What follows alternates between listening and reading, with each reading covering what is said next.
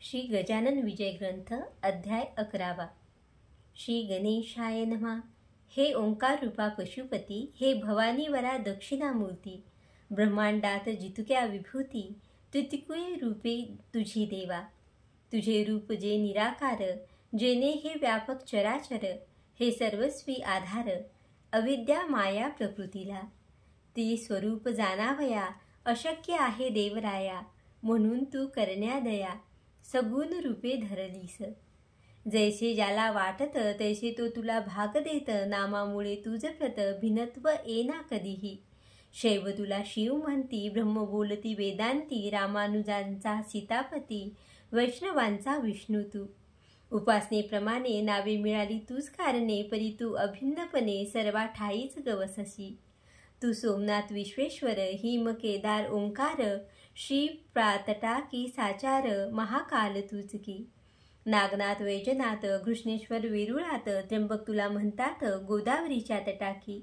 तू भीमा शंकर, मल्लिकार्जुन रामेश्वर, तू गोकर्ण रूपी शंकर, तू महादेव शिंगणापुरी। त्या अवघ्या कारण असो माझे साष्टांग नमन, माझ्या त्रितापाचे हरण, शीघ्र करी दीनबंधू। देवा तुम्ही कुबेराला क्षणात धनपती केला, मग माझ्याविषयी का हो पडला प्रश्न तुम्हाशी गिरिजापते। बाळकृष्णाच्या सदनाशी समर्थ आले दुसरे वर्षी, त्या बाळापुराशी दास नवमी कारणे। सुखलाल बाळकृष्ण या बाळापुरा लागून, निसिंभक्त होते दोन, त्यांची सरी नये कोणा। यावेळी बरोबर होते पाटील भास्कर, बाळाभाऊ पितांबर, गणू जगदेव दिंडोकार। उत्सव दास नवमीचा सांग झाला तेथसाचा, देवयोग भास्कराचा तेथेच आला ओढवून। एक कुत्रे पिसाळलेले भास्करा येऊन चावले, तेने लोक इतर भ्याले, म्हणती हा पिसाळेल। उपाय अवघे व्यावहारिक, भास्कराशी केले देख, कोणी म्हणती निशंक, डॉक्टरा धाडा बोलावणे। भास्कर म्हणे ते अवसरी, वैद्याची ना जरूर खरी, माझा डॉक्टर आसनावरी बैसला आहे गजानन। त्याचकडे मजला न्यावे, वृत्त अवघे कळवावे, ते सांगतील ते ऐकावे, आपला हे का करू नये। गजाननांची समोर पाणीला पाटील भास्कर, बाळाभाऊने समाचार अवघा समर्थास श्रुत केला। तो अवघा ऐकून महाराज बदले हसून, हत्या वैरा आणि ऋण हे कोणाशी चुकेना। सुखलालाच्या गायी ठाई द्वाडपणा जो होता पाही, तो या भास्करे लवलाही शेगावी दवडीला। ते तिचे द्वाडपण कुत्रे येथे झाले जाण, तेच चावले येऊन या पाटील भास्कराला। तिचा हरण्या द्वाडपणा मशियाने केली प्रार्थना, हिचे प्यावया दूध जाना, ऐसा भास्कर मतलबी। दूध पिता वाटले गोड, आता कारे चालले जड, नको ठेवूस पडदा आड, वाचू का मी सांग तुला। हे कुत्रे निमित्त झाले, तुझे आयुष्य मुळीच सरले, आता पाहिजे प्रयाण केले, तू या सोडून मृत्यू लोका। जरी इच्छा असेल मनी वाचण्याची तुझ लागुनी, तरी तुझे मी यापासूनी रक्षण वेड्या करीन। परी ती होईल उसनवारी, जन्म मृत्यूची बाळा खरी, या अशाश्वताच्या बाजारी देणे घेणे चालते। बोल आता झटकर, काय तुझा विचार, ऐसी कधी नाही येणार, पर्वणी ती जाण तुला। भास्कर बोले त्यावरी, मी अजान सर्वतोपरी, जे असेल अंतरी, आपुल्या तेच करावे। लेकुरांचे अवघे हित, माता एक ते जाणत, ऐसे एका अभंगात श्री तुकोबा बोलले। मी आपले लेकरू, म्हणून तू विनंती कशास करू, तू अवघ्या ज्ञानाचा सागरू, अवघे काही कळते तुला। ऐसे ऐकता भाषण संतोषले गजानन, खऱ्यापती समाधान, खरे बोलता होतसे। कोणी म्हणाले गुरुराया, भास्कराशी वाचवा सदया, या कुत्र्यापासून या तो आपुला भक्त असे। महाराज म्हणती त्या कारण हेच तुझे अज्ञान, अरे वेड्या जन्म मरण हीच मुळी भ्रांती असे। जन्मेन कोणी मरेन कोणी, हे जाणावया लागुनी, परमार्थाचा उपाय जाणी। शास्त्रकारे कथन केला त्याचा उपयोग करावा, मोह समूळ सोडावा, प्रारब्ध भोग भोगावा, निमूटपणे हेच बरे। संचित प्रारब्ध क्रियमान, हे भोगल्या वाचून, या बद्ध जीवा लागून सुटका होणे मुळीच नसे। पूर्वजन्मी जे करावे ते या जन्मी भोगावे, आणि ते भोगण्यासाठी यावे, जन्मा हा सिद्धांत असे। या जन्मी जे करावे ते पुढच्या जन्मात सुरवावे, असे किती सांग फेरे घ्यावे जन्म मृत्यूचे। पूर्वजन्मीचे उर्वरित भास्कराचे न उरले सत्य, तो अवघ्यापासून झाला मुक्त, मोक्षास जाया कारणे। म्हणून आग्रह करू नका, मार्ग त्याचा आडू नका. काय भास्करासारखा भक्त राणा जन्मे पुन्हा. पूर्वजन्मीचे याचे वेदी कुत्रे होते निर्धारी, म्हणून ते या बाळापुरी चावते झाले भास्करास. त्याने अवघा आपुला डाव येथे साधिला, तैसा जरी शेष उरला द्वेष मनी भास्कराच्या. तरी तो त्याचा द्वेष कारण पुढील जन्मास कारण होईल भास्करास, दावा आपुला उगवावया. इतकेच करीतो 2 महिने वाचवतो, याला न पिसाळू देतो श्वान विषापासून. ते न मी केले जरी हा जन्मास येईल पुन्हा परी, 2 महिने भूमीवरी उरले आयुष्य भोगावया. ऐसे ज्ञान ऐकिले ते कित्येकास नाही पटले, मात्र बाळाभाऊ आनंदले त्या बोधा ते ऐकुनी. भास्करा तू धन्य धन्य, संतसेवा केलीस पूर्ण, चुकले तुझे जन्म मरण, काय योग्यता वाणू तुझी. ऐसा प्रकार झाल्यावरी मंडळी आली शेगाव नगरी. भास्कर बोलले मधुरोत्तरी महाराजांच्या भक्तगणा. बाळापूरची हकीकत सांगे प्रत्येका इतनभूत, माझी विनंती जोडून हात हीच तुम्हा भास्करा म्हणे. महाराज दादले शेगावा, याचा विचार करावा, या कीर्तीचा अमोल ठेवा, सांभाळा स्मारक करून. त्यांना स्मारकाची जरुरी नाही, ते पुढिलांसाठी पाही, ते स्मारक साक्षी देई त्यांच्या अमोल साधुत्वाची. पहा आळंदीचं ज्ञानेश्वर, समर्थ सज्जन गडावर पवित्र केले देहू नगर त्या तुकोबा रायाने. त्यांची स्मारके त्या त्या ठाया ठेवली भव्य करून, या तोच पद अनुसराया तुम्ही झटावे मनापासून. ऐसे प्रत्येका सांगत भास्कर राहिला निवांत, परी त्याच्या मनात ऐसे झाले एकदा. हे मला हो हो म्हणती, माझी ऐकून विनंती, परिशंका येत चित्ती, हो म्हणण्याची यांची मला. त्याने एकदा ऐसे केले, अवघ्या लोकास मिळविले, एका ठाई मठात भरले महाराजांच्या अपरोक्ष. बंकटलाल पाटील हरी, मारुती चंद्रभान कारभारी, जो खंडूजीच्या दुकानावरी होता कारभार करीत. श्रीपतराव वावीकर, ताराचंद साहूकार आणि मंडळी होती इतर, नावे कुठवर सांगावी. मिळून या त्या लोकांना भास्करे पदर पसरिला, माझा आता संबंध उरला 2 महिनेच तुमच्यापाशी. माझ्या मनी ऐशी आस, समर्थाचे स्मारक खास, भव्य भावे वराढास या शेगावा माझारी.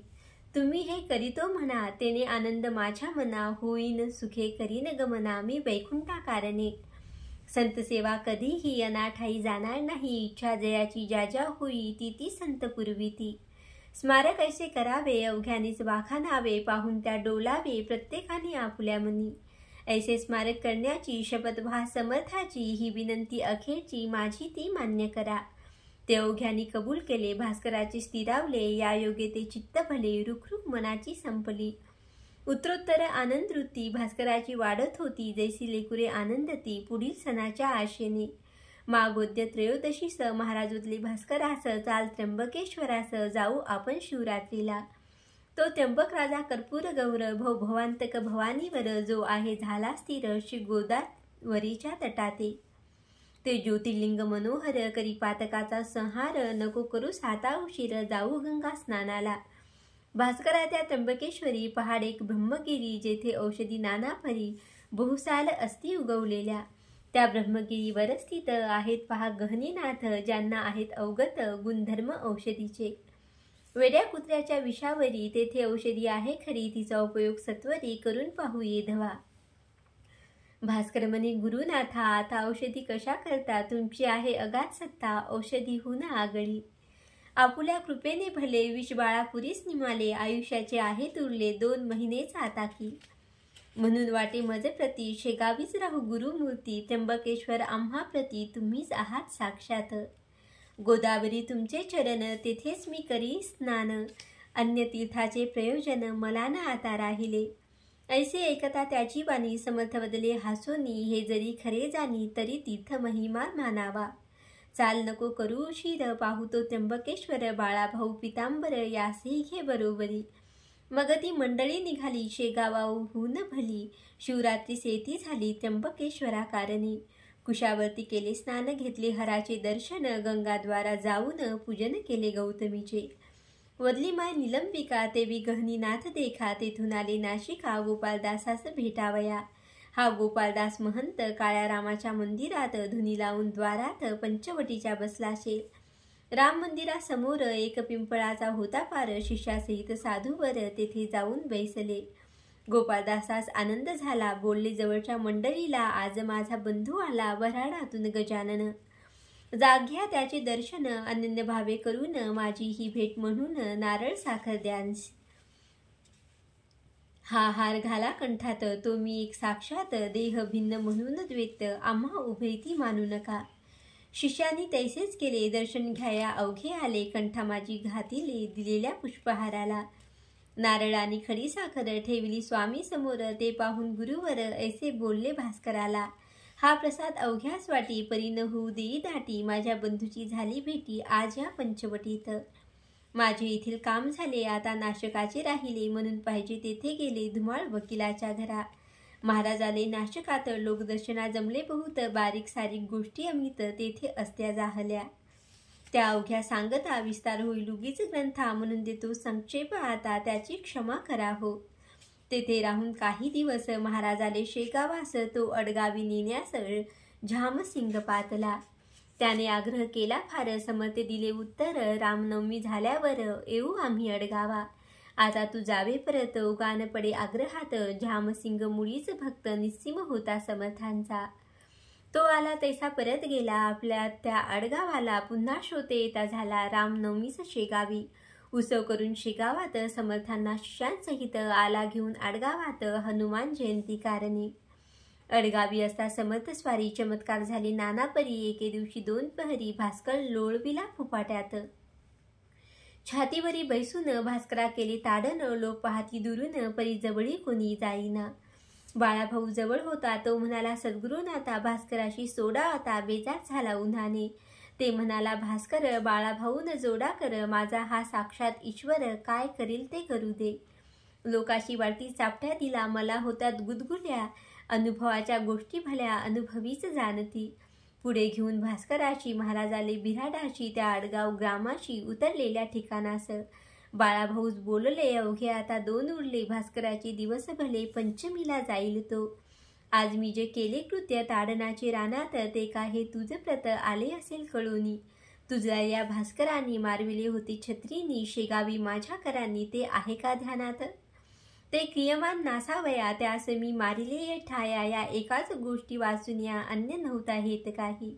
उत्सव पूर्ण झाल्यावर त्या आडगावीचा साजार. काय घडला प्रकार तो आता पर्येसा. उत्सवाचा काला झाला. वद्यपंचमी दिवस आला. 1 प्रहर दिवसाला. समर्थ म्हणती भास्कराशी, भास्करा तुझे प्रयाण आज दिवशी आहे जाण. पद्मासान घालून पूर्वाभिमुख बैसावे. चित्त ओघे स्थिर करी. चित्त साठवावा हरी. वेळ आली जवळ खरी. आता सावध असावे. इतर जना कारण म्हणू लागले करा भजन. विठ्ठल विठ्ठल नारायण ऐसे उच्च स्वराने. हा तुमचा बंधू भला जातो आज वैकुंठाला. त्याच्या करा पूजनाला माळ बुक्का वाहून. भास्करे घातले पद्मासन. नासागरी दृष्टी ठेवून. वृत्ती अवघ्या केल्यालीन अंतर्मुख होऊन या. भक्त भास्करा पूजती. माळा बुक्का वाहती. ते कौतुक पाहती. समर्थ दूर बैसून. भजन झाले 1 प्रहर. माध्यानीचा आला दिनकर. महाराजांनी हर हर शब्द केला मोठ्याने. त्या सरसा प्राण गेला भास्कराचा वैकुंठाला. संतांनी हाती धरिले ज्याला, तो पाहुणा हरीचा. लोक पुसती महाराजास. कोठे करणे समाधीस. या भास्कराच्या शरीरास कोठे न्यावे ठेवावया. समर्थ अवघ्यास सांगती. द्वारकेश्वर जो पशुपती, ज्याच्या सानिध्य आहे सती, तेथे ठेवा भास्कराला. अशी आज्ञा होता क्षणी विमान बांधिले लोकांनी. केळीचे खांब लावून चहूबाजूस विभूत हो. आत ठेवले कलेवर. पुढे भजनाचा होय गजर. मिरवीत आणिला भास्कर द्वारकेश्वराची यापाशी. सांगविधी समाधीचा. ते ठाई झाला साचा. लोकमंती महाराजांचा परमभक्त गेला हो. दुसऱ्या दिवसापासून समाधीच्या सनिध जाणं. होऊ लागले अन्नदान गोरगरिबा काढणे. स्थान द्वारकेश्वराचे. अडगावाच्या सनिध साचे. अंतर 1 मैलाचे. गावापासून उत्तरेस. जागा द्वारकेश्वराची परमरमणीय होती साची. झाडी चिंच वृक्षाची होती विशेष ते ठाया. निंब अश्वथ मांदार आम्रवट औदुंबर असे वृक्ष होती इतर. शिवाय काही फुलझाडे. अडगाव अकोलीच्या मध्यंतरी हे ठिकाण निर्धारी. तेथे समाधी दिधली खरी समर्थांनी भास्कराला. 10 दिवस अन्नदान झाले याचे वर्णन तुम्ही नुकतेच केले श्रवण. संत भंडारा नाव ज्याचे, चिंचवृक्षाच्या सावलीत जेवाया बसे पंकत. तई कावळे अतोनात त्रास देऊ लागले. काव काव ऐसे करीती, द्रोण पात्रीचे उचलून नेती. मलोस्तर्ग तोही करीती जेवणाऱ्याच्या अंगावर. त्या योग्य लोक त्रासले, कावळ्यास हाणू लागले. भिल्लांनी ते तयार केले, तिरकामठे त्या मारावया. तई बोलले गजानन, अवघ्या लोकांना लागून नका मारू त्या कारण. अपराध त्यांचा काही नसे. या भंडाऱ्यात येण्याचा हेतू इतकाच आहे त्यांचा, प्रसाद आपणा भास्कराचा इतरांपरीस मिळावा. का की हा भास्कर वैकुंठी गेला साचार. हा प्रीतू लोकावर नाही मुळीच राहिला. 10 दिवसपर्यंत प्राण अंतरिक्षांत राहे परिभ्रमण करीत. सपिंडी होता जाये पुढे. त्या 11व्या दिवशी बळी देती कावळ्याशी. काक जेव्हा स्पर्शेल त्याची, तेव्हाच प्राण जातो पुढे. त्या बलिदानाचे कारण भास्करा नुर्लेसाचे, म्हणून या कावळ्यांचे पित्त गेले खवळून. आत्मा या भास्कराचा मुळीच मुक्त झालासाचा, तो पाहुणा वैकुंठीचा झाला आहे धवा. या सोमवृ सूर्य लोकांचे कारण त्याची नुर्लेसाचे, म्हणून पिंडदानाचे नुरले पहा प्रयोजन. जयाला न ऐसी गती, त्याच्यासाठी पिंड देती. कावळ्याची वाट पाहती, पिंड ठेवून कलेशावर. म्हणून कावळे रागावले, त्यांनी हे जाणितले. भास्कराने गमन केले एकदम वैकुंठ लोकाला. म्हणून आम्हा प्रसाद त्यांचा मिळू द्या या भंडाऱ्याचा. ऐसा विचार कावळ्याचा दिसतो या कृतीने. तुम्ही त्यास मारू नका, मीच दया सांगतो देखा. अहो जीवांनो माझे एका गोष्ट आता सांगतो जी. तुम्ही उद्यापासून वर्ज करा हे ठिकाण. ना तरी भास्करा लागून येईल माझ्या कमीपणा. आज प्रसाद घेऊन तुम्ही तृप्त व्हा अवघे जण. मात्र उद्यापासून या स्थळी येऊ नका. ऐसे महाराज बोलले. ते भाविकाशी अवघे पटले. परी कुस्तीत जे का बसले होते त्या मंडळीत. ते एकमेका लागूनी म्हणते झाले हसूनी. ही गजाननाने केली वाणी असतानी की निरर्थक. पक्षी कुठे का वागतात मानवाच्या आज्ञेत. पाहू याची प्रचित उद्या मुद्दाम येऊनी. हे वेडे काही बोलती, भाविका नादी लाविती. आपले स्तोम वाजविती, संतत्वाचे निरर्थक. अहो साजेल ते बोलावे, जे का पचेल तेच खावे. उसने न कधी आणावे अवसान ते अंगात. दुसरे दिवशी ते कुस्तीत मुद्दाम पाहाया आले तेथ. तो एकही ना दृष्टीपत पडला त्यांच्या कावळा. मग मात्र चकित झाले, समर्थाशी शरण आले. 12 वर्षे तेथ भले, कावळे न आले श्रोते हो. 14 दिवस झाल्यावरी गजानन फिरले माघारी. येथे झाले शेगाव नगरी आपल्या उर्वरित शिष्यांसह. श्रोते त्या शेगावात एक गोष्ट घडली अघटित. ती ऐका सावचित्त, सांगतो मी एधवा. होते साल दुष्काळाचे, म्हणून एका विहिरीचे काम चालले खोदण्याचे सुरुंगा ते लावून. विहीर 2 पुरुषांवर गेली खोल साचार. खडक काळा लागला थोर, गती खुंटली प्रहारीची. म्हणून भोके करून आत दारू ठासून, सुरंगाच्या साहे करून काम फोडण्याचे सुरू झाले. चारी बाजूस भोके 4 केले प्रहरीने तयार. दारू ठासली अखेर आत दोऱ्या घालूनी. एरंड पुंगळ्या पेटून सोडल्या 4 दोऱ्यातून. तो मध्येच बसल्या अडकून दोऱ्यांची या गाठींवरी. पुंगळी खाली जाईना, दारूस विस्तव लागेना, पाणी दम धरीना. आले जवळी सुरुंगाच्या ते कामावरता मिस्तरी. विचार करी अंतरी, सुरुंगास लागल्या वारी. सुरुंग वाया जाईल की. म्हणून गणू जवऱ्याला मिस्तरी तो बोलला, तू उतरून विहिरीला पुंगळ्या थोड्या सरकीव. आणि तू येई लवकर वरी, पुंगळ्या जातील तोवरी. बाराची या शेजारी, म्हणजे काम होईल. त्या पुंगळ्या सरकवण्याची कोणी न धसी जावयाशी. म्हणून या गणू जवऱ्याशी मिस्तरीने दटाविले. काय करतो बिचारा, दारिद्र्य होते ज्याच्या पदरा. त्याच्यावरी चाले जोरा, यज्ञास बळी बोकडाचा. या गणू जवऱ्याची निष्ठा समर्थावरीसाची. आज्ञा होता मिस्तरीची. गणू आत उतरला. एक पुंगळी सरकवली, ती तात्काळ तळा गेली. दारू प्रती जाऊन भिडली. गणू आत सापडला.